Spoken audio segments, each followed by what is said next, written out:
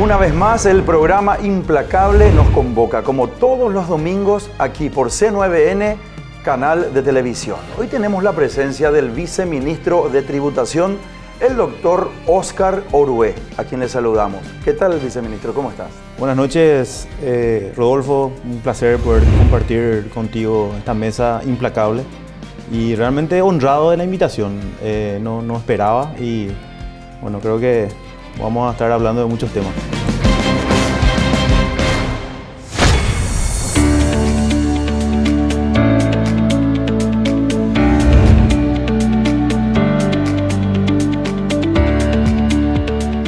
Óscar Alcides Orué Ortiz nació en Asunción el 2 de agosto de 1981. Realizó sus estudios primarios y secundarios en el Colegio Apostólico San José. Es abogado por la Universidad Nacional de Asunción y cuadro de honor de su promoción. Especialista en finanzas públicas, posee un posgrado en asociaciones público-privadas para el desarrollo de la infraestructura y servicios por la Universidad de Monterrey de México y con candidatura para defensa de maestría en administración pública por la Universidad Nacional de Asunción. Realizó varios cursos a nivel nacional e internacional sobre tesorería pública, deuda pública y finanzas públicas. Posee 28 años de experiencia en el sector público, iniciando sus actividades laborales en la Dirección General del Tesoro Público del Ministerio de Hacienda. Ocupó los cargos de jefe de sección de bonos del Tesoro Público en el Departamento de Recursos Financieros de la Dirección General del Tesoro Público y jefe de Departamento de Recursos Financieros del Ministerio de Hacienda. Integró el equipo de funcionarios que obtuvo la primera certificación de calidad ISO 9001-2008 para el proceso de transferencia de recursos. Obtuvo el reconocimiento por parte de la Honorable Cámara de Diputados como joven sobresaliente por su destacada trayectoria en el ámbito público en septiembre de 2016. Se desempeñó como director de apoyo y de administración y finanzas de la Subsecretaría de Estado de Tributación del Ministerio de Hacienda y ordenador de gastos alternos. Se desempeña además como catedrático universitario en posgrados, tanto en universidades públicas y privadas, impartiendo clases en temas relacionados a finanzas públicas, presupuesto público, tesorería pública, derecho tributario y derecho administrativo, como asimismo fue invitado a impartir varias conferencias sobre su especialidad. Actualmente ocupa el cargo de viceministro de la Subsecretaría de Estado de Tributación del Ministerio de Hacienda desde el 21 de agosto del 2019 mediante decreto número 2358.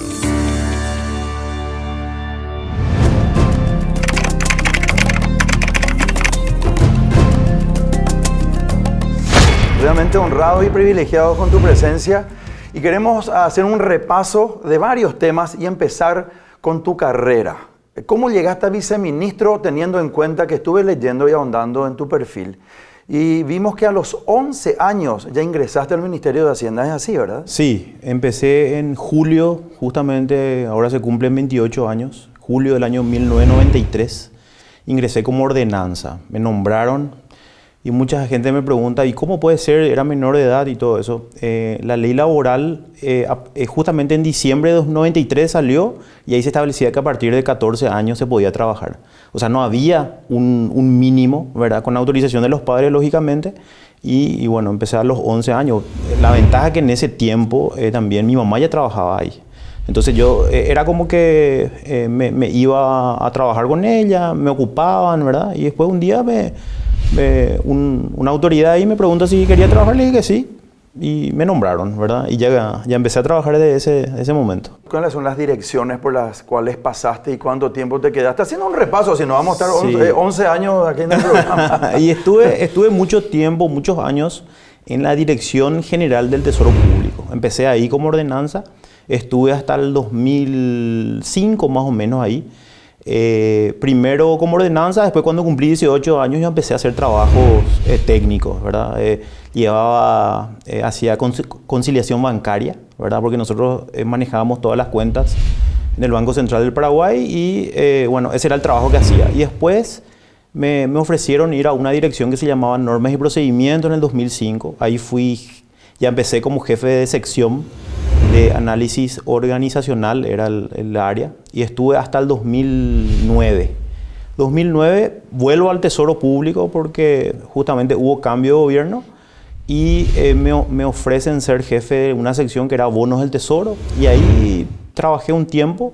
Después fui jefe de ese departamento, jefe del departamento de recursos financieros. Después salí, fui comisionado un tiempo, 2 años estuve fuera de... Estuve 5 años como jefe del departamento de recursos financieros del Tesoro Público. Bueno, en ese momento también terminé la carrera, estudié, el Ministerio de Hacienda, hay que ser sincero, me capacitó, pagó mi maestría, pagó cursos a nivel internacional. También viajé mucho gracias al Ministerio de Hacienda. Después salí, estuve un tiempo en la Municipalidad de Asunción, 2 años. Después ya cuando asume el nuevo gobierno de Mario Abdo, me invitan para ser director en tributación. Voy con Fabián Domínguez. Fabián Domínguez es amigo mío, compañero de facultad, y me invitó a trabajar ya por mi experiencia en el Ministerio de Hacienda. Y bueno, fue muy rápido porque en un año, desde agosto de 2018 a agosto de 2019, estuve como director de apoyo y administración y finanzas de tributación, ¿verdad? Y bueno, ahí me empapé de todo el tema tributario, pero yo también tenía un curso, un posgrado de finanzas públicas, donde también se estudia todo el ámbito tributario. Pero ahí es donde más me forjé en el tema tributario y bueno, y después cuando hubo el problema de Itaipú, cuando hubo muchos cambios a nivel de gobierno... ¿Qué problema en Itaipú? Y por el tema del acta que se supuestamente el acta secreta, ¿verdad? Claro, y eso hace poco ya. Y eso que hizo que Fabián vaya como director financiero de Itaipú, ¿verdad? Y se quede, bueno, y él sugiere mi nombre como viceministro al ministro en ese momento que era Benigno López. Y Benigno, bueno, habla con el presidente y después primero me pusieron como encargado de despacho 1 semana o 15 días y después ya me confirmaron el cargo. Y bueno, estamos hasta ahora. Ahí ya rápidamente conté toda mi experiencia, ¿verdad? Son 28 años, que no solamente es la función pública en sí, sino también el área académica, ¿verdad? Porque también me dedico a la docencia, enseño en maestrías y también en posgrados, ¿verdad? Pero realmente mi otro corazoncito está en el ámbito de la docencia también. Aparte de la capacitación, de los conocimientos, ¿cuánto vale y qué quiere decir el buen relacionamiento con las personas para tener una carrera larga y sostenida? Y o sea, yo creo que la inteligencia emocional es muy importante para cualquier cargo y para cualquier desempeño, ya sea en el ámbito público o privado, ¿verdad? Porque uno puede conocer mucho, tener mucha experiencia inclusive, pero si uno no se lleva bien con la gente es muy, muy difícil, ¿verdad? Y yo también traté de madurar en ese sentido, ¿verdad? Porque yo también tengo un carácter muy fuerte, una persona que choca con... si yo estoy convencido de algo, normalmente a veces forjé mucho lo que es la tolerancia, ¿verdad? Entonces eso ayuda mucho a un cargo donde se tiene que discutir y sobre todo también enfrentar situaciones muy difíciles, ¿verdad? Porque a nosotros nos tocó también situaciones complicadas y más con la pandemia, ¿verdad?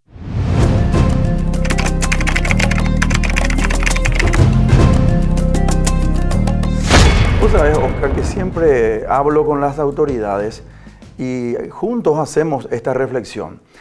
Las autoridades tienen que estar cerca de los medios de comunicación. Porque la gente, el pueblo, necesita saber, verles, escucharles, saber en una circunstancia u otra qué piensan o cómo activar o qué están haciendo dentro del servicio público.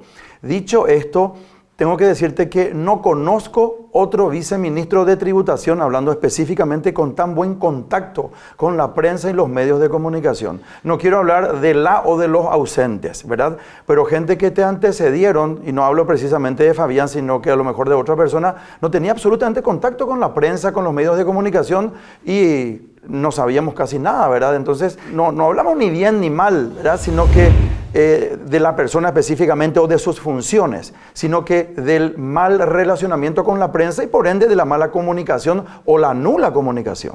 Bueno, y teníamos un doble desafío, Rodolfo, porque en primer lugar yo creo que es muy importante comunicar todo lo que uno hace, ¿verdad? Eso yo creo que es fundamental en el ámbito público, porque nosotros no debemos a la gente, o sea, no debemos a los ciudadanos, ellos pagan nuestro salario y nosotros tenemos que actuar en consecuencia.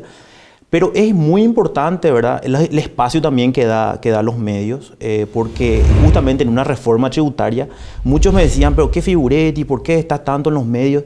Pero es la única forma también de comunicar correctamente, que la gente sepa, que la gente conozca.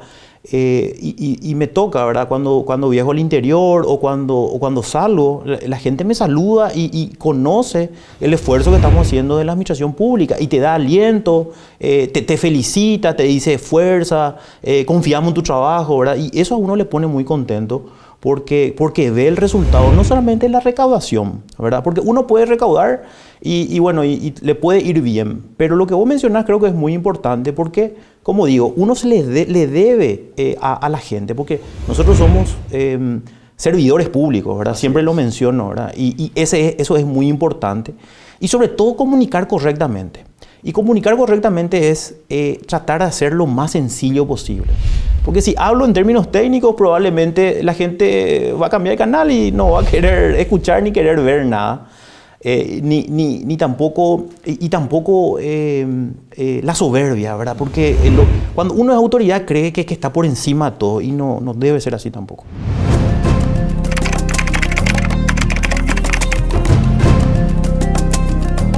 Quiero hablar ahora contigo de la economía subterránea, de esas circunstancias de la poca clarificación o de la cero formalización de la economía. Dentro del contexto del Paraguay existe una gran economía subterránea. ¿Qué pensás al respecto? Bueno, ahí en la economía subterránea hay dos importantes variables, ¿verdad? Una que es la formal, no sé si formal, pero es lo lícito, ¿verdad? Uno que compra algo y no paga impuestos, no emite factura, ¿verdad? Y otro es lo que es lo ilícito, ¿verdad? Tráfico de armas, tráfico de narcotráfico, ¿verdad? Entonces eso lógicamente impacta en la economía, pero también tiene un gran perjuicio, no solamente a la imagen del país, sino que a las inversiones, a las posibles inversiones que puede recibir Paraguay. Entonces, en relación a la pregunta en sí, creo que estamos haciendo un gran esfuerzo para lograr disminuir esa informalidad, ¿verdad? De que la gente, imagínate, de cada 10 personas que se dedican al comercio a nivel nacional, solamente 4 están cumpliendo con su... Esa referencia, viceministro, justamente que quería tener y preguntarte. O sea, aproximadamente el 40%, me imagino que en algún aspecto sería eso, ¿verdad? O es en el comercio. O sea, en general. En general. Uno se va al interior y en el interior no están acostumbrados a pedir la factura, que te den la factura. O el famoso así nomás. Así nomás, claro. Le compra y vende, pero no está ni registrado, ni no sabe lo que es una factura, ¿verdad? Entonces, ese es el gran desafío que tenemos nosotros de la administración. Ir al interior, capacitarle a la gente, explicarles en qué le va a favorecer a ellos y cómo va a ser posible que ellos puedan crecer en su comercio. ¿Existe de repente el tabú o el cuco que dicen, no, si es que tengo factura, voy a tener que tributar los impuestos, etcétera? Pero también tenemos que decir que una persona que está formalizada, una industria, una empresa, una persona física o jurídica que está formalizada, puede acceder a créditos en los bancos, claro, y no de repente a usureros, por ejemplo, donde paga un interés mucho más alto y más caro. Aparte de eso, Rodolfo, aparte de lo que mencionas, también hay que tener en cuenta que es la única forma de poder crecer, porque si esa persona quiere, por ejemplo, proveer a un supermercado, porque el supermercado te va a comprar si vos tenés la factura, ¿verdad? No te va a comprar si vos no tenés, ¿verdad? Entonces, ahí es donde muchos dicen, bueno, voy a tratar y comprar una factura falsa o usa de alguien y es todo un inconveniente eso desde el punto de vista tributario. Y después, lógicamente, las sanciones, ¿verdad? Entonces, o las denuncias. Nosotros hicimos muchísimas denuncias desde que asumimos al Ministerio Público por casos de evasión de impuestos. Entonces, ahí es lo importante que es la reforma en cuanto a los dos regímenes que se aprobaron, el simple y el resimple, de tal manera que la gente diga, no es tan complicado había sido ser formal.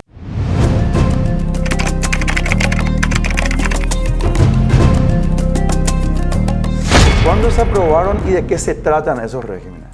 Se aprobó con la ley 6.380, con la reforma tributaria, y está vigente a partir del 1 de enero del año 2020, ¿verdad?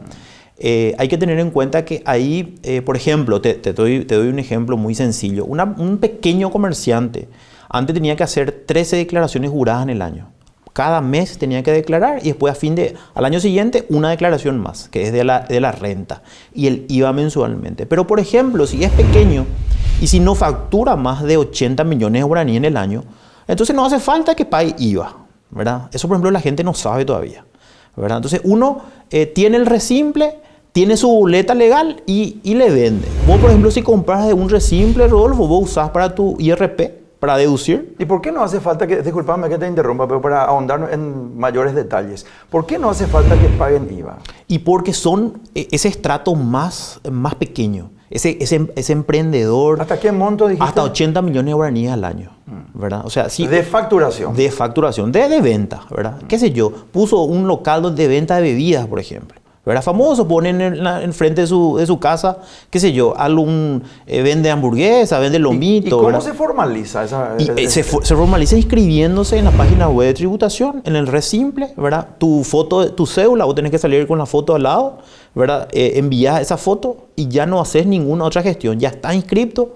Pedís en una imprenta que te impriman tu boleta resimple y voy a emitir la boleta resimple cuando vendes tus cosas. Y un trabajador que está viendo este programa y dice, sí, correcto, me voy a inscribir, voy a entrar a la página web y si yo facturo 70 u 80 millones anuales, no tengo que pagar el 10% de IVA. No paga correcto, IVA. Pero ¿qué beneficio tiene? Tiene el beneficio que mencionas, está formalizado, puede mostrar sus ingresos, puede ir al banco a pedir un préstamo del Banco Nacional de Fomento que le va a salir mucho más barato, puede tener garantía de FOGAPI, puede habilitar una cuenta, ¿verdad? Puede ir creciendo. Ahora, si va creciendo esa empresa, ese negocio, al año siguiente sí ya va a tener que pagar IVA, porque si supera ese rango que mencioné, va a tener que hacerlo y después ya va a ir creciendo. Y eso es lo que queremos. Nosotros queremos que la gente le vaya bien, que se formalice y que aporte, porque ¿qué paga esa persona que se inscribe y no paga IVA? Al año siguiente, por ejemplo, este año se inscribe y el año que viene, 2022, a partir de enero va a pagar de acuerdo a lo que vendió. Si vendió 40 millones en el año, va a pagar 40.000 guaraníes mensuales. Y es algo fijo. No tiene que llevar contabilidad, no tiene que llevar papel, no tiene que, tengo que tener contador. No hace falta que tenga contador en el caso del resimple. Para los otros sí es necesario tener contador. Eso también tenemos que mencionar, porque también seguro que contadores están viendo el programa y decir, me vamos a quedar sin trabajo. Me está quitando Me chamba, está quitando, trabajo. claro. Entonces le decimos no. Nosotros estamos trabajando de tal manera a formalizar, pero también mirar el estrato social, la situación real de la persona, de tal manera a decirle, bueno, vamos a ayudarle a la gente que quiere crecer y que salga de esa informalidad, de tal manera que el día de mañana le pueda ir bien, pueda demostrar y no va a tener ningún inconveniente.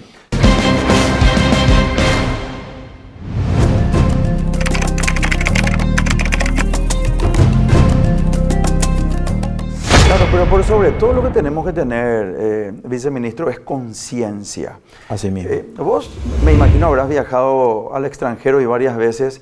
En Estados Unidos, por ejemplo, en la ciudad de Miami, por poner una ciudad específica, vos te vas caminando y ves una pila de diarios y al lado una alcancía. ¿Qué haces? Tomás el diario y dejas 25 centavos de dólar, por poner un precio.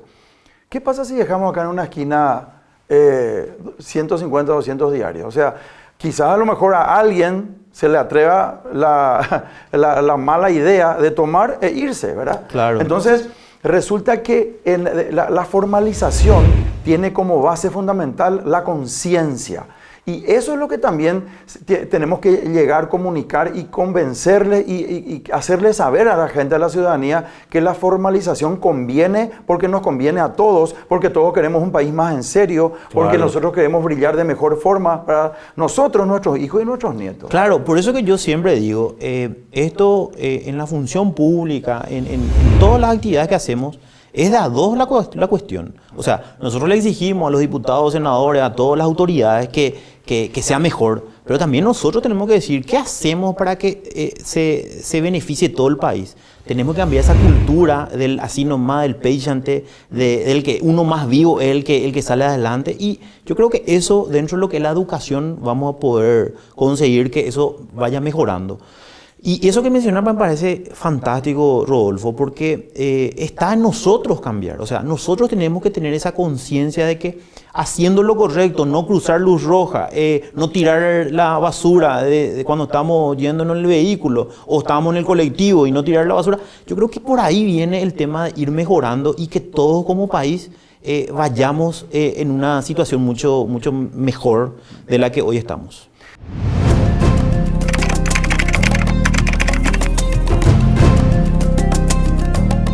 Bueno, hablando del COVID-19, una circunstancia que vino a cambiar la economía, vino a cambiar los sistemas de salud y un montón de cosas en el mundo entero.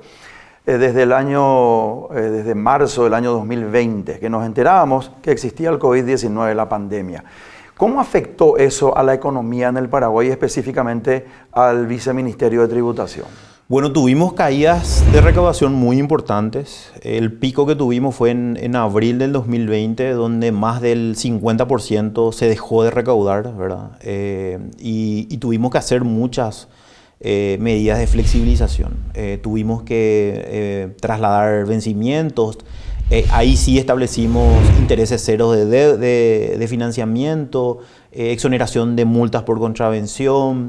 En fin, una serie de medidas de tal manera a que la gente pueda seguir pagando de alguna manera los impuestos, pero también beneficiando. Por ejemplo, hasta ahora seguimos con reducciones de IVA para sectores como el gastronómico, el de eventos, turismo, ¿verdad? Hasta octubre de este año. Y sobre todo, lo más desafiante fue que tuvimos que implementar la reforma en plena pandemia, ¿verdad? Y teníamos esa duda, porque cuando nosotros habíamos trabajado en la ley de emergencia, y eso puedo contar ahora, nosotros estábamos pensando en aumentar impuestos en ese momento temporalmente. Pero después analizamos, vimos la coyuntura, vimos los números y dijimos, no lo vamos a hacer, pero vamos a implementar la reforma. ¿Pero quién se opuso a que no aumenten los impuestos? Eso fue una decisión del Ministerio de Hacienda, en la reunión que teníamos entre nosotros. Porque vimos muchos proyectos dentro de lo que estábamos redactando nosotros y en uno de ellos era aumentar los impuestos temporalmente sobre ciertos productos o sobre diferentes situaciones. Y después dijimos, y eso lo discutíamos también con el presidente de la República, y dijimos, no, vamos a concentrarnos en implementar la reforma, vamos a hacer que todos paguen lo que tienen que pagar y no vamos a hacer ningún aumento de impuestos, y eso lo vamos a mantener. Y eso ya hay una decisión del gobierno hasta el 2023 ya no impulsar ningún aumento de tributos en ninguno de los conceptos, ¿verdad? Porque nos parece que este es el momento que tenemos no cargarle al que está pedaleando, ¿verdad? Al sector industrial, al sector de servicios, al sector comercial, tratar de darle ese oxígeno que lo hicimos, ¿verdad? En el caso del sector gastronómico, de eventos, turismo, que siguen con ese oxígeno de una reducción del 50% del IVA, por ejemplo, ¿verdad? Pero creo que acá lo más importante, Rodolfo, es que todas las medidas que hicimos, porque Paraguay fue el primer país que estableció medidas económicas para enfrentar la pandemia, tuvo su efecto positivo. O sea, Paraguay fue el país que menos decreció, solo un 0,6% negativo en el 2020, y eso a nivel regional es como ningún país lo pudo lograr, ¿verdad? Y eso no es un número nomás. Eso significa que no muchas personas fueron a una pobreza extrema. La ayuda económica que tuvo funcionó de alguna manera, sostuvo la economía en tiempos muy complicados. Y bueno, hoy estamos viendo que estamos mucho más recuperados. Inclusive los opositores, políticos, dicen, sí, estamos mejor económicamente hoy. Y eso no es una casualidad, no es suerte. Eso se hizo en base a un trabajo coordinado desde el Ministerio de Hacienda. Y también es muy importante mencionar esto. Este gobierno, por primera vez, yo trabajo hace 28 años en la administración pública, y este es el primer gobierno que respetó a los técnicos del Ministerio de Hacienda para la toma de decisiones en un momento muy complicado. Porque normalmente la experiencia hace que cada ministro que viene trae sus viceministros y no manejan algunos conceptos o criterios que la experiencia te da, ¿verdad? Entonces eso creo que es lo más importante, y yo resalto eso. A pesar de que siempre vamos a recibir críticas, nunca vamos a dar el gusto a la gente, eso es categórico, pero la historia después va a juzgar qué hicimos mal y qué hicimos bien desde el punto de vista económico en esta pandemia.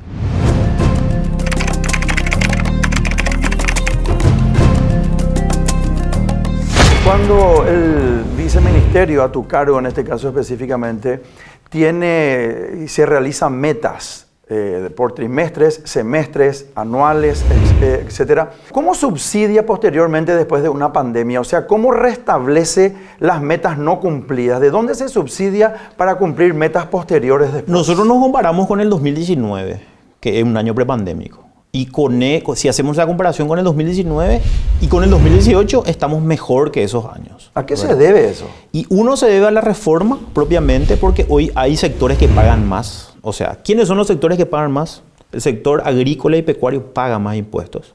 El sector comercial, industrial y de servicio ya pagaba, por ejemplo, renta al momento de distribuir utilidades. Sin embargo, el sector agrícola y pecuario no lo hacía, ¿verdad? O sea, había un beneficio al sector agrícola y pecuario y hoy se equilibró. Entonces, ¿quiénes pagan más hoy? Sector agrícola y pecuario. Los socios, dueños y accionistas de empresas, porque pagan el impuesto a los dividendos y utilidades, ya no pueden deducir nada ahí. Y el tercero es el sector agroexportador. Siempre se dice, ¿por qué no se hace un impuesto a la soja? Ellos ganan mucho dinero, ¿verdad? Siempre esa crítica. Bueno, nosotros hicimos eso. Hoy es como que no se dimensiona, como que no se sabe que ellos están pagando más ahora. ¿Y qué hicieron ustedes para que ellos paguen más impuestos? Uno, establecimos la no devolución del IVA para los productos agrícolas en estado natural. Estamos hablando de la soja principalmente, que es lo que más se produce. Después tenemos la no deducibilidad en el caso de los impuestos a los dividendos y utilidades, ¿verdad? Que cuando es residente paga 8%, cuando es no residente paga 15%. Ahí ya no hay más la importancia de que si es nacional o extranjero, porque la ley cambia por la globalización. Hoy tenemos, acá lo más importante es la residencia. El dinero sale del país, se paga más. El dinero se queda en el país, por más que sea un extranjero y vive acá en Paraguay, paga un impuesto menor. Entonces, estamos fortaleciendo la economía nacional de tal manera que lo que queremos es que vengan y residan acá, vivan acá, inviertan acá y sean felices acá. Eso es lo que queremos. Tenemos una carga impositiva baja a nivel mundial, regional también. Sí, a nivel regional tenemos 13,9% con relación al Producto Interno Bruto. Y ahí hay una discusión. Unos dicen no, es muchísimo, otros dicen no, es muy bajo, hay que subir. Y ahí hay que poner en la balanza lo siguiente. ¿Qué es lo que queremos como país? Y tenemos que tener en cuenta una situación que hace que no podamos ser competitivos con otros países mucho más desarrollados. ¿Por qué?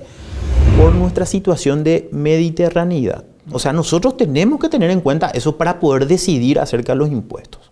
O si no, la logística hace que sea más caro otra vez venir a invertir acá, ¿verdad? Entonces tenemos que mantener estos niveles de impuestos. Ahora, ¿qué es lo que la gente te dice? La gente te dice, vamos a mejorar la calidad del gasto y después vamos a hablar de un aumento de impuestos. Porque si yo tengo un buen servicio, y bueno, voy a pagar con gusto, te dice. Pero eso yo no tengo la culpa, ¿verdad? Porque siempre me quieren culpar a mí de algo que no está en mis manos, ¿verdad? Pero estamos trabajando en el Ministerio de Hacienda para mejorar la calidad del gasto, ¿verdad? Y ahí también tiene que haber un compromiso político.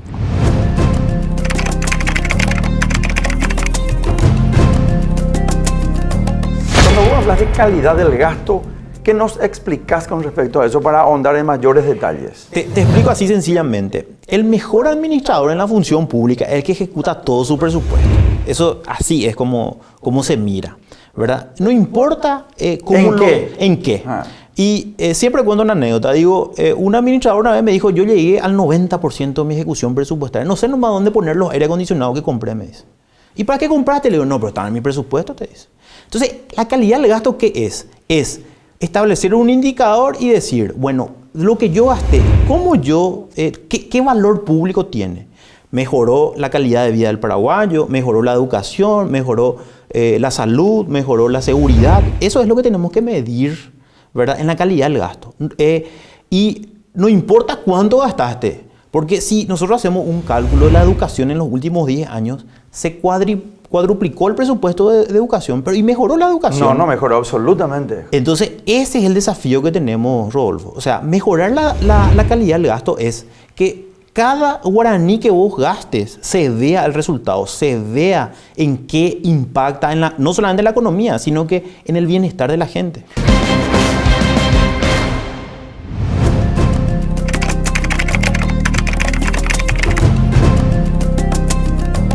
Vamos vamos a decir que existen funcionarios públicos de valía. Y yo quiero decirte personalmente que vos, por ejemplo, sos uno de ellos. Pero también vamos a decir que hay una cantidad de funcionarios públicos que absolutamente no merecen estar en ese sitio. Y esos son gastos que quizás el Estado paraguayo puede reducir. Sí, claro, definitivamente. Yo creo que hay que analizar más profundamente el tema de... Nosotros presentamos un proyecto de ley del servicio civil porque siempre es algo cuestionado, algo como que los funcionarios públicos tienen un beneficio exorbitante o ganan demasiado, ¿verdad? Y en realidad es lo que yo creo ahí, Rodolfo, a lo mejor no van a coincidir conmigo, pero nosotros tenemos que igualar para arriba la cuestión, no igualar para abajo. O sea, si la función pública está ganando X cantidad, un promedio, hay que igualar eso para el sector privado también. O sea, pero ¿cómo se logra eso? Y se logra mejorando la situación económica de todo el país. Pero ¿cómo haces eso, viceministro? Pero dando, justamente, logrando tener mayores inversiones, tener mayores inversiones, ¿qué significa? Tener más empleo, la gente tiene trabajo, la gente tiene ¿cómo que se dice? Una posibilidad de crecer, de ser emprendedor, de hacer actividades. Vos imaginate que en Europa ser emprendedor es imposible, porque el 60% de tus ingresos ya te lleva al Estado. Más del 60% de tus ingresos ya te lleva al Estado. Y vos para poder capitalizar, para poder hacer un negocio, tenés que ser millonario. No una persona acá en Paraguay sí puede venir a emprender, pero en otro país no lo va a poder hacer. Entonces acá hay dos secretos a mi criterio. Uno que es la educación y un nivel también de capacitación de mandos medios mucho más desarrollado.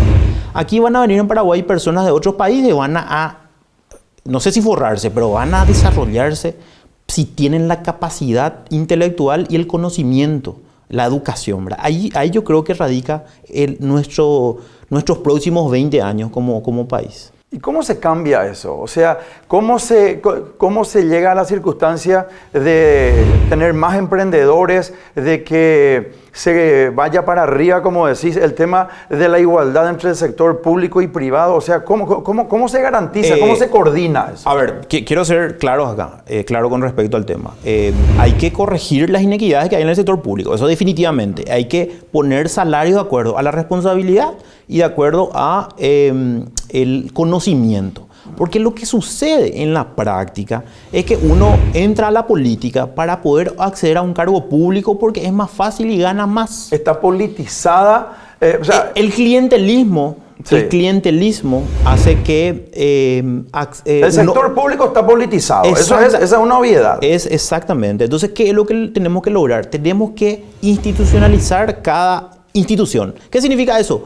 Que cada institución se valga por sí mismo y cumpla con su fin, con su rol, ¿verdad? Y hacer que los funcionarios tengan la capacitación necesaria para hacer frente a eso. O sea, yo creo que ese es el secreto para salir adelante y lógicamente corregir si hay inequidades de salario y bueno, hay que bajar, hay que reducir, pero el problema de la función pública es en el caso de los mandos medios o los funcionarios ganan más que los funcionarios del sector privado, pero el sector gerencial gana muy poco, o sea, un gerente te gana 50 millones de guaraníes y yo gano 25 millones de guaraníes. O sea, imagínate eso, es difícil competir. Es difícil que una persona formada o que ya tenga un nivel de vida vaya en el sector público para ocupar un cargo donde se paga poco por la responsabilidad que tiene. Por eso que nosotros que somos de carrera, para nosotros no es solamente el salario, es el logro de llegar a un cargo que para nosotros era algo soñado, era algo que no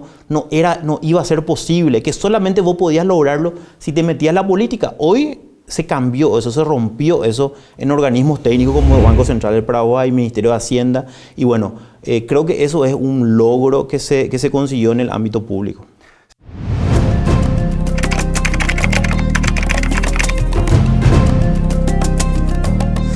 Realmente la política, como bien decías, en el Banco Central del Paraguay, en el Ministerio de Hacienda, y tenemos que decir hoy día en aduanas también, que vemos técnicos y que no se quieren meter de repente algunos políticos, y eso también te quiero preguntar, en aduanas, se quieren meter en otros lugares. ¿Te llaman políticos de repente pidiéndote favores maliciosos dentro del Ministerio de Tributación? Maliciosos no, pero siempre hay solicitudes, siempre te llaman a preguntar. Diputados, senadores Sí. que te llaman por favores. Sí, hay gente que llama, hay diputados y senadores que llaman y te preguntan cómo está el caso, cómo se le puede ayudar, la persona quiere solucionar su problema, ¿verdad? Y cambió esa situación que era hace 10 o 15 años, 20 años, donde, sí, no te preocupes, vamos a solucionar, ya anda amigos, vamos a solucionar. ¿Te animás a comentarnos qué diputado o qué senador te llamó? No hace falta, no quiero contar eso, porque le voy a exponer a esas personas innecesariamente, porque... ¿Pero le haces el favor o no le haces el favor? No, a ver, eso justamente quiero aclarar. Yo le atiendo y le digo, esta es la solución, que pague su impuesto. No hay otra solución.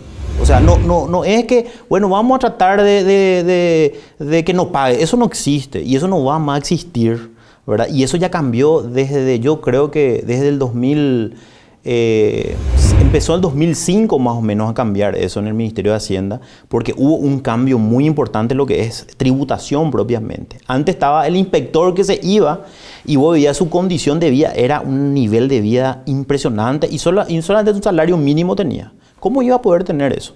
Entonces se cambió todo eso. Hoy la tecnología hace posible que ya no exista, ya no se pueda volver atrás. Hoy si vos le querés coimear a un funcionario de tributación, tenés que más o menos coimearle a 200 personas porque pasa por todo eso y después es auditado otra vez por un sistema tecnológico.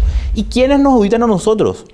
El Fondo Monetario, el Banco Mundial, que mira cómo está el sistema de tal manera a que ya no haya ese retroceso. Por eso es muy importante que ya no... los cargos técnicos se mantengan, ¿verdad? Y que se respete esa carrera técnica de lo que viene para adelante, ¿verdad? O sea, ahí todavía va a haber cambio de gobierno en 2023 y vamos a ver qué sucede ahí, ¿verdad?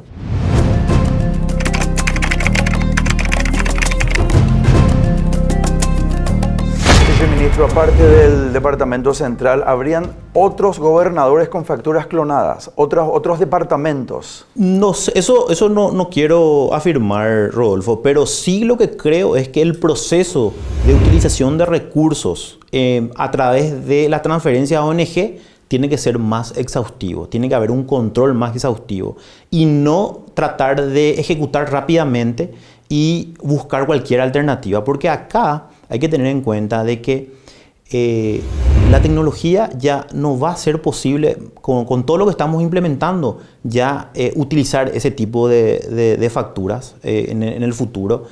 ¿Y eso qué va a hacer? Va a ser de que paguen lo que tengan que pagar y sobre todo que se vea qué es lo que se hizo con el dinero público. Imagínate, $1 millón se le transfiere a una gobernación. 17 departamentos. A 17 departamentos. Pero hasta ahora solamente hay una gobernación investigada. Claro, porque es lo que nosotros recibimos la denuncia, ¿verdad? De facturas clonadas. Si nosotros recibimos denuncias de otras municipalidades o gobernaciones, nosotros vamos a actuar también. Pero hay que tener en cuenta la diferencia. Tributación no es un órgano de control per se. ¿Qué significa eso? No es que controlamos la calidad del gasto. Pero hacen un control cruzado. Claro, pero desde el punto de vista tributario, ¿verdad? Y ahora vamos a hacer, lógicamente, y eso, si salta una irregularidad de alguna gobernación o alguna institución pública, que no quepan en la menor duda de que vamos a hacer la denuncia, así como lo hicimos en ese caso, ¿verdad? Porque en ese caso fue muy, entre comillas, grosero. ¿Por qué? Porque teníamos una presentación de rendición de cuentas sobre ciertas facturas. Cuando nosotros recibimos la denuncia, investigamos, se cambiaron. O sea, tan sencillamente uno cambia una factura y dice, esa es la factura, era esta. ¿Verdad? Es muy llamativo. Eso fue lo que nos hizo hacer la denuncia, ¿verdad? Y así como lo hicimos en el caso del PLRA, ¿verdad? Nosotros también hicimos la denuncia cuando se utilizaron facturas falsas en la rendición de cuenta de las transferencias que se le hace a los partidos políticos, ¿verdad? Pero esto de Efraín Alegre, ¿ustedes también participaron? Claro, nosotros denunciamos eso al Ministerio Público. ¿Falsificó facturas, Efraín Alegre? Se utilizó facturas falsas en las rendiciones de cuenta del PLRA. Eso está demostrado. Está bien imputado Efraín Alegre. Eso yo le dejo a la justicia. Pero vos sos abogado también. Claro. A ver, hay que ver, ahí es donde el trabajo del Ministerio Público tiene que ser muy fino, Rodolfo. ¿Por qué? Porque ellos tienen que decidir quiénes son los responsables de ese hecho. Porque el hecho estaba comprobado. Ahora, fue responsable el presidente, fue responsable el tesorero, fue responsable el apoderado. ¿Cómo es que se administra ese partido político internamente, verdad? Porque una cosa es la responsabilidad penal y otra cosa es la responsabilidad administrativa. Hay que separar eso en el ámbito jurídico. Entonces, eso es muy importante. Yo no puedo decir que Efraín Alegre es culpable, porque eso no es mi competencia. Ahora, mi competencia es, ¿hubo factura falsa? Sí, hubo. ¿Hubo factura clonada? Hubo. Hicimos la denuncia también, así como lo hicimos al Tribunal Superior de Justicia Electoral. O sea, yo denuncié tanto a la Fiscalía como al Tribunal Superior de Justicia Electoral, a las dos instituciones en ese caso particular. ¿Hay clubes de fútbol con facturas clonadas? Sí hay. Hay 3 que nosotros detectamos y que hicimos la denuncia al ¿Qué Ministerio clubes son? Público. No puedo mencionar el club por el tema del secreto de las actuaciones. Otra vez. Sí. Eso es algo que tenemos que cambiar también en la ley. Porque yo me muero por contarle a todos y que la gente sepa. Pero ¿Vos de qué club sos? Yo soy de Cerro Porteño. ¿Está limpio tu club? Sí, sí. No es. No, acordate que nosotros, Rodolfo, hicimos, en enero de 2020, establecimos que todos los clubes de fútbol tengan que ser agentes de retención. Entonces, cuando paga algo ya retiene una plata y con eso le estamos controlando el movimiento de dinero que tienen estos clubes de fútbol, específicamente los que son de primera división. Entonces, estamos haciendo un control más exhaustivo. Nos ayudó mucho el presidente de la Asociación Paraguaya de Fútbol. Me había reunido con él, el licenciado Robert Harrison. Y creo que estamos consiguiendo que haya mayor aporte. Inclusive en medios periodísticos hace poco se informaba de que el sector de fútbol pagó más, inclusive en plena pandemia, imagínate. En plena pandemia pagaron más impuestos, ¿verdad? Eso se logra solamente a través de los controles. Y estamos haciendo un nivel de control exhaustivo donde ya no hay diferencia. ¿Pudieron haber pagado más impuestos durante la pandemia porque saltó un poquito antes el tema de las facturas clonadas de los clubes o no? No. Y nosotros iniciamos ya antes los controles. ¿Cuál sería la razón entonces? Y que se formalizó mucho más los contratos y los controles más exhaustivos que se hicieron a ese sector en particular.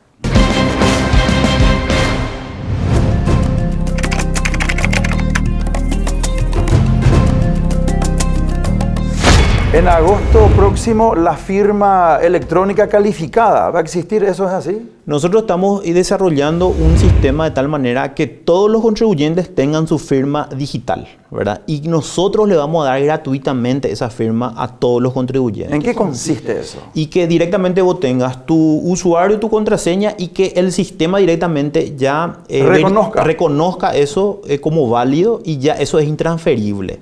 Con eso aseguramos que la identidad de la persona sea única y que con eso también evitamos también las empresas fantasmas o empresas de maletín. ¿Quién fue el mejor ministro de Hacienda? Benigno López. ¿Cuántos ministros de Hacienda conociste estando vos en la función pública? Y a ver, muchísimos. En el 93 empecé con Díaz Pérez y pasaron muchísimos ministros. No tengo la cantidad, pero lo que yo puedo rescatar como buenos ministros, Dionisio Borda, ¿verdad? Que también nos permitió hacer capacitaciones, ¿verdad? Y yo creo que el mejor en lo que me tocó fue, y no porque me nombró como viceministro, sino que porque respetó a todos los funcionarios técnicos del Ministerio de Hacienda, el doctor Benigno López, una persona con la que se podía dialogar, se podía hablar, respetaba el criterio de los funcionarios. Y creo que en gran medida el éxito de la implementación de la reforma tributaria y también de todo lo que hicimos en pandemia fue gracias a que respetó justamente a todos nosotros.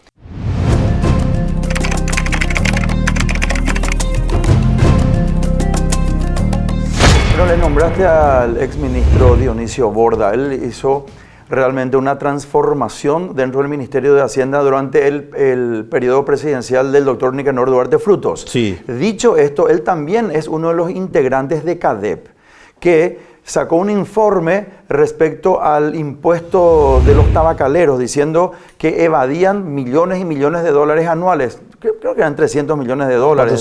400 millones de dólares anuales. Se rectificó CADEP después. ¿Qué nos decís al respecto? Porque te pregunto porque también estuvo la SED, estuvo inmersa dentro de este juego. Bueno, sí, vamos a sí. llamarlo. No, ese fue un momento muy complicado, honestamente, porque cuando ellos hacen el informe, no te imaginas la lluvia de preguntas que tenían. todos los medios de prensa. ¿Quién hace el informe? CADEP. CADEP hizo el informe y publicó el informe en el cual su conclusión era de que había una evasión de 400 millones de dólares por año. Anuales, sí. ¿Verdad? Del sector tabacalero. Del sector tabacalero. Entonces, eso tenía una significación muy importante para nosotros porque teníamos que ver si era correcto el informe. Entonces, lo primero que le dije al área de análisis económico que verifique el informe. Y después le pedí al área de inteligencia que vea lo que ellos declararon y hagan una fiscalización de lo que era el informe en sí. Pero disculpame que te interrumpa, pero aparte de eso, viceministro, vos imaginate que solamente el sector tabacalero pueda evadir 400 millones de dólares anuales y ustedes no se den cuenta, es muy difícil. Claro. Entonces, ustedes se sacaban justamente el lente y no vieron nada. Estaban inmersos directa o indirectamente yo te en digo las una circunstancias. cosa, Rodolfo, y lo digo acá en Implacables. Si era cierto el informe, yo renunciaba. Si era cierto el informe de CADEP, vos renunciabas. Sí, iba a renunciar. Porque no puede ser que 400 millones de dólares se nos salga de todo el sector, de todo el control que estamos haciendo. Pero mintió CADEP y se Mintió. rectificó. Se rectificó. Se tuvo que rectificar en su informe porque se equivocaron en su estudio. ¿CADEP se equivocó o mintió adrede? Eso no lo sé. No soy quien también para juzgar, pero sí perjudicó la imagen del país y perjudicó a la administración tributaria en el trabajo que está haciendo, y lo está haciendo de manera muy responsable y muy comprometida. Bueno, cuando pediste informe a tu gente, ¿qué te informaron al respecto? Que estaba mal el informe de CADEP. ¿Verdad? ¿En qué se basaron? ¿En qué se basaron? Se basaron en un cálculo erróneo sobre un precio promedio totalmente fuera de lo que es la realidad, ¿verdad? Entonces, lo que primero que hicimos, yo ya en los medios de prensa dije que no, entonces ahí se comunica conmigo Fernando Masi y bueno, quedamos en una reunión técnica. Hicimos la reunión técnica a través de Zoom con la gente de la Universidad de Illinois, con ellos mismos, donde le demostramos cómo estaban equivocados. Y ahí ellos como que se dieron cuenta de que hubo una gran equivocación. No lo quisieron admitir al principio y su respuesta fue más o menos, bueno, pero no era tu gestión. Decir nomás que no era tu gestión total, eso era... ¿Quién te dijo eso? Bueno, el equipo de CADEP. No querés dar el nombre. No hace falta que dé el nombre. Estamos implacables, viceministro. No hace falta que dé el nombre, pero sí me dijeron, decir nomás que no es tu gestión, eso es gestión anterior. Pero 400 millones de dólares, o sea, tuvo que haber movido más de 1.200 millones de dólares por año, si la evasión era 400 millones, o sea, era algo, no se puede eso ocultar tan sencillamente. Entonces, ¿qué hicimos? Hicimos un informe, así hicimos una declaración desde tributación, y por eso también me tildaron de que ella era cartista, de que era una cuestión de que supuestamente nosotros nos debemos a todo ese sector, y no es así. Si los sectores no cumplen, independientemente sea quien sea, yo personalmente voy a manifestarlo, ¿verdad? Porque yo creo que yo no tengo techo de vidrio, ¿verdad? A mí nadie me va a poder decir, a vos te puso fulano ahí, o vos le tenés que rendir cuenta a fulano, ¿verdad? Entonces, ese me da la tranquilidad a mí de que puedo trabajar tranquilamente. Y gracias a Dios, tanto el ministro de Hacienda, Óscar Llamosa, como el presidente de la República me dan su total respaldo.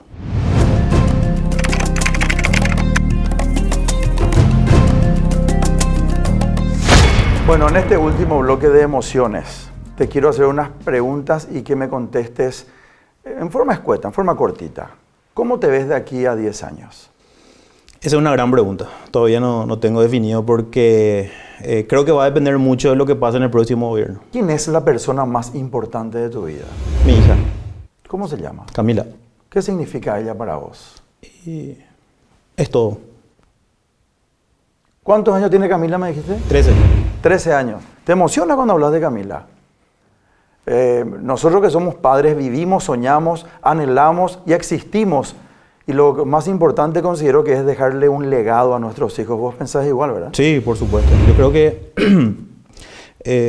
nuestros hijos tienen que mirar lo que hacemos y tienen que sentir el apoyo y sobre todo que ellos hagan lo que les hace feliz, pero también en base a reglas y en base a ciertas, ¿cómo se dice? Enseñanzas que nosotros le podemos dar, ¿verdad? Porque al final ellos después van a hacer sus vidas, ¿verdad? Y va a depender mucho. Yo, gracias a Dios, mis padres me apoyaron muchísimo desde muy joven. Imagínate que ya trabajaba a los 11 años, entonces era como que siempre lo que mis padres me decían, siempre lo llevaba de forma muy primera, ¿verdad? Todo lo que ellos me decían para mí era muy importante, entonces yo les debo, todo lo que yo tengo les debo a mis padres. ¿Cuál es la mayor virtud de un ser humano? La mayor virtud de un ser humano es ser justo, ser transparente y creo que también ser la verdad. Ser sinceros. Si te sobran 3 minutos de vida y te enterás, ¿qué haces con tus últimos 3 minutos? Y decirle a toda la gente a la que uno ama, a la que uno quiere, que es lo que siente. ¿Quién es Óscar Orué? Un soñador. Sueño con un país mejor, sueño con cosas positivas para todos. Trato desde donde trabajo hacer lo mejor para el país. Yo creo que también algo romántico es soy patriota. Gracias, viceministro, por tu presencia en Implacable. Gracias, por favor. Así llegamos al final del programa Implacable, hoy con la presencia del viceministro de Tributación del doctor Óscar Orué. Si tenés sueños, lucha por ellos, tarde o temprano, todo se cumple. Chao.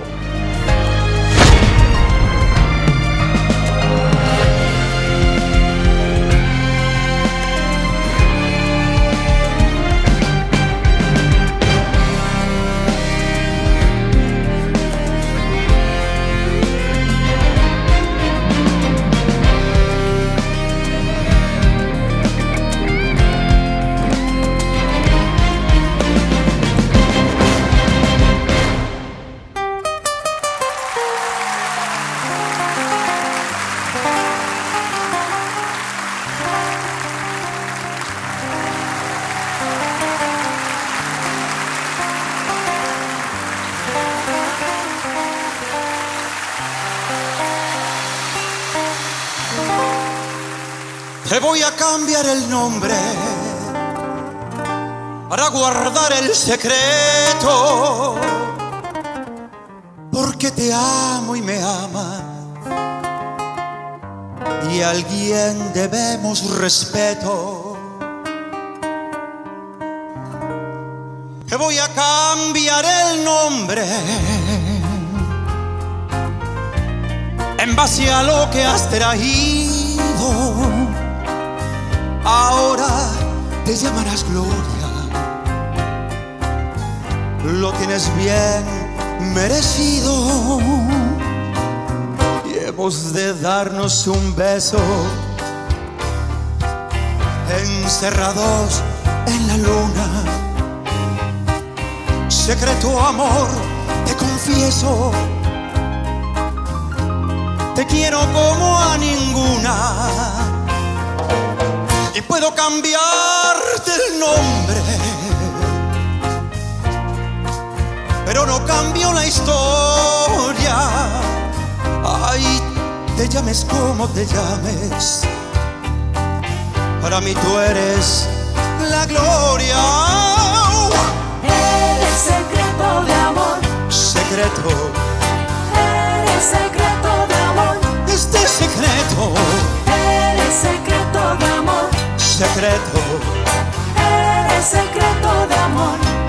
delante de la gente no me mires, no suspires, ay, no me llames, aunque me ames. Delante de la gente soy tu amigo, hoy te digo que castigo, no, no. Eres secreto de amor, Secreto, eres secreto de amor. y puedo cambiarte el nombre, pero no cambio la historia. Te llames como te llames, para mí tú eres la gloria.